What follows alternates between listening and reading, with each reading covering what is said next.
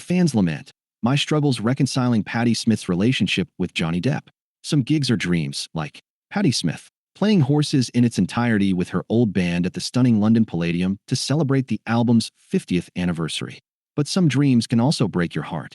I was gifted a CD of Horses when I was 17. I'd recently finished rereading Just Kids for the however-minth time after buying it by chance as a teenager with no prior knowledge of who Smith was. Instantly, though, she was an idol. I pored over her writing and her story, and then I pored over the music and the lyric book, including her introductory poem where she writes about the feel of horses. Long before horses enter the scene, this was music like nothing I'd ever heard before.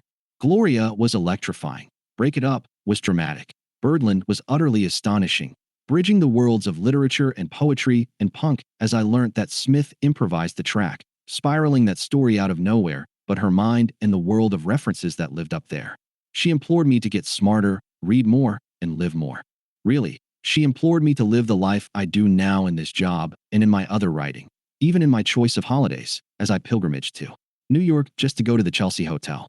All of this is to say that I love Patti Smith, her influence on my life, and the lives of so many others, all dancing in their seats at the Palladium and at all the other venues she's entered for decades now, is insurmountable. For so many, she is a beacon of good things. So how do you reconcile it when she does something bad?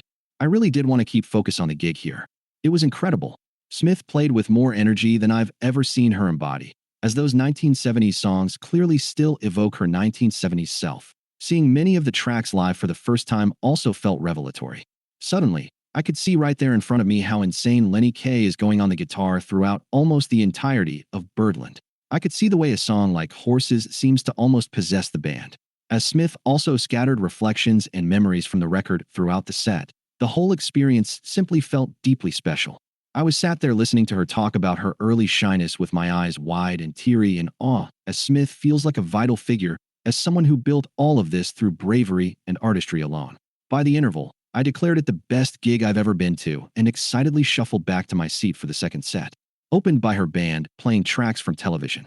As a nod to the CBGB era, the energy stayed high and special as Smith returned to the stage and dove into a greatest hits type of set with a beautiful nod to the Palestinian people during Peaceable Kingdom.